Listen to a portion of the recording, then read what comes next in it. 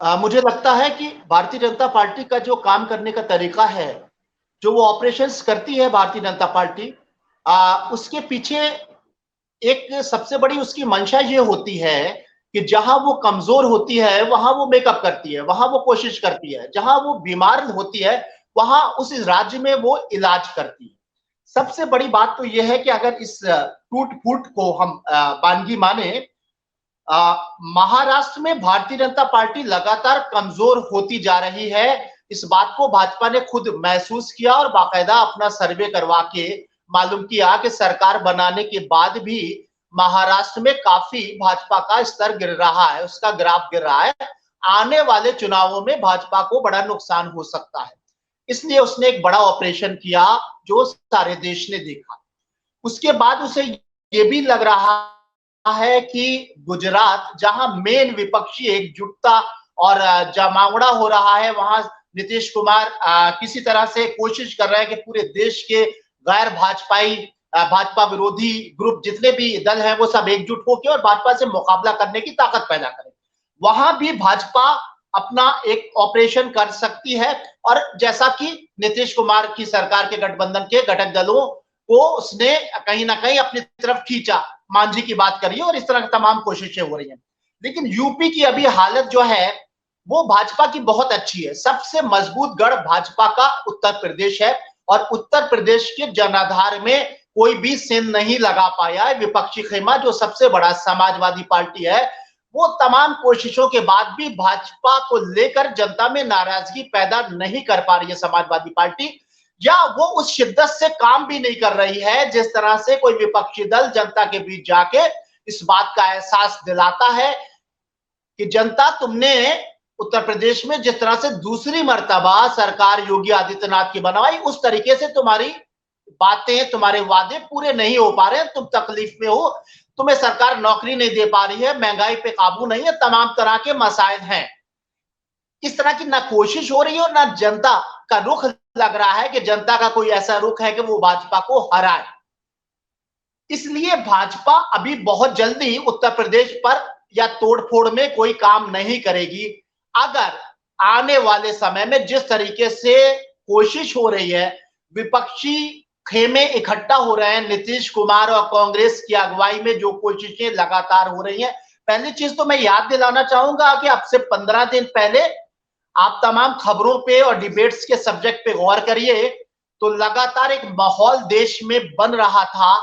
वो माहौल वो था कि भाजपा से अब लड़ा जा सकता है। अब जिस तरीके से आपसी मतभेद बुलाकर धीरे धीरे विपक्षी दल एक हो रहे हैं, एक मत हो रहे हैं, एक ताकत इकट्ठा हो रही है, तो अब एक पसे मंजर ऐसा सामने आने लगा कि भाजपा से मुकाबला किया जा सकता है, भाजपा से लड़ा जा सकता है, भाजपा को हराया भी जा सकता है अगर सब एक हो जाए।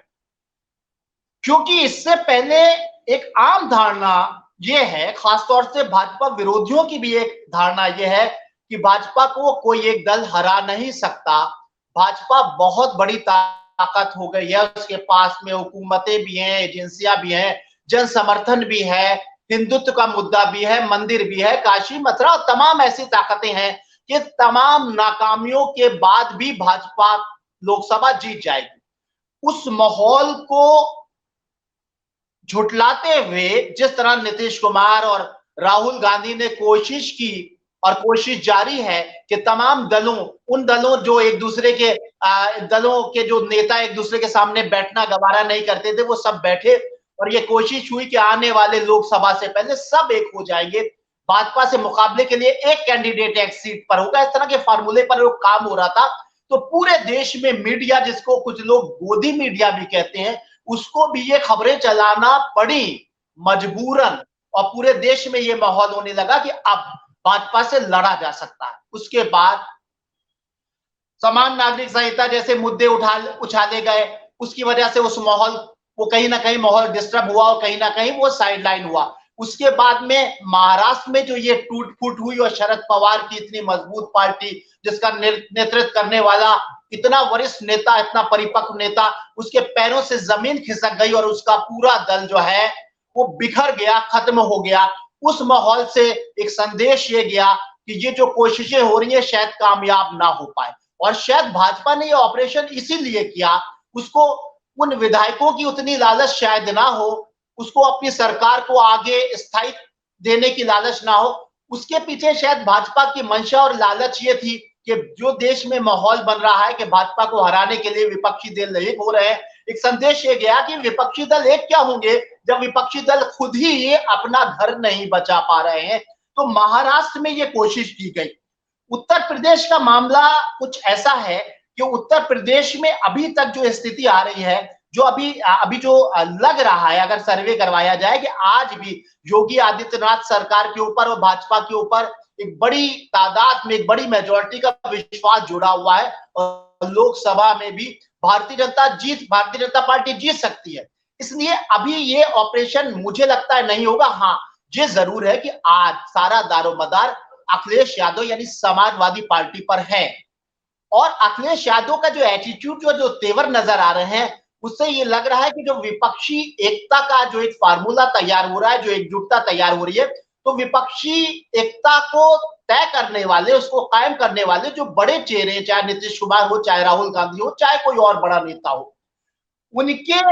काबू में अखिलेश यादव नहीं है। वो विपक्षी नेताओं के उस फार्मूले को फॉलो करने को फिलहाल वो तैयार नहीं है और वो कभी कुछ दाएं बाएं कर रहे हैं। लेकिन आने वाले वक्त में जिस तरीके से कहा जाता है कि नीतीश कुमार जी और तेजस्वी यादव जी से एक रिश्ता अखिलेश यादव का एक बड़ा व्यक्तिगत है, आने वाले वक्त में उम्मीद की जा सकती है कि अखिलेश यादव को काबू में वो ले ले और उनको कन्विंस करें और उनको मनाएं कि ये वक्त बड़ा नाजुक है, खासतौर से उत्तर प्रदेश के ऊपर पूरे देश की निगाहें और यूपी में भारतीय जनता पार्टी बहुत मजबूत है। वहीं से पैदा होता है हिंदुत्व का मुद्दा और वहीं मंदिर मस्जिद का, वहीं ध्रुवीकरण का भी मुद्दा पैदा होता है। वहां पर कम से कम आप समझौतावादी हो जाइए और इस गठबंधन में हमारा साथ दीजिए। आने वाले वक्त में ये सारी चीजें तय अगर हो जाएंगी या हो जाती हैं और कांग्रेस के साथ में और तमाम विपक्षी नेताओं के साथ अखिलेश यादव उनके कहना मान के और ये समझौता कर लेते हैं और ये लगने लगता है जिस तरह अभी लग रहा है कि अखिलेश यादव अगर नहीं मानेंगे तो मुस्लिम वोट बिखर जाएगा, मुस्लिम वोट यहाँ 20% है, तमाम इस तरह की बातें आ रही है कि उत्तर प्रदेश में भारतीय जनता पार्टी की बल्ले बल्ले हो जाएगी अगर अखिलेश यादव उस विपक्षी नेताओं के साथ में एकजुटता की कोशिश करने वालों के साथ में नहीं झुकते हैं, उनके साथ समझौता नहीं करते, नहीं मानते हैं। तो अगर वो मान जाते हैं और कांग्रेस के साथ में ट्यूनिंग कर लेते हैं, कांग्रेस भी कुर्बानी दे देती है कि कम सीटों पर ही सही हम सब मिल के लड़ेंगे, ऐसे में भाजपा को शायद लगने लगेगा कि हाँ, यहां पर अब उत्तर प्रदेश भी खतरे में, तब वो इस तरह का ऑपरेशन कर सकती है। क्योंकि भाजपा की, जैसे अभी सुनने में आ रहा है, जो आपने भी जिक्र किया कि भाई अखिलेश यादव साहब का तो ये एटीट्यूड है कि उनके पास विधानसभा चुनाव में वो अच्छा चुनाव लड़े, बहुत अच्छा उन्होंने वोट प्रतिशत हासिल किया और सीटें भी अच्छी हासिल की, उसकी ताकत उनकी थी जयंत चौधरी यानी राष्ट्रीय लोकदल और दूसरा ओम प्रकाश राजभर से उनकी बन नहीं पाई और ओम प्रकाश राजभर शुरू से ही उनसे अलग हो गए उनके गठबंधन से। अब जहां जयंत चौधरी जी की बात हो रही है तो जयंत चौधरी और अखिलेश यादव में दूरी नजर आ रही, काफी ऐसे मामले हैं जिसमें वो साथ साथ नहीं दिख रहे हैं, चाहे वो नगर निकाय चुनाव हो, चाहे और भी चीजें हो, चाहे वो जो विपक्षी एकता की पहली मीटिंग हुई थी उनकी मौजूदगी ना होना हो। इस तरह की चीजों को देखकर ये कयास लगाए जा रहे हैं कि जयंत चौधरी इस बार अकेले बिना अपने पिता मतलब जब हमेशा उन्होंने जो भी चुनाव लड़ा वो तैयार भी हो गए थे राजनीतिक प्लेटफॉर्म पर एक अच्छे पॉलिटिशियन के तौर पर, एक युवा नेता के तौर पर, तब भी उनके पिताजी जो कि बहुत ही दक्ष राजनीतिक थे उनका मार्गदर्शन रहता था। इस बार उनके ऊपर पूरी दारोमदार है।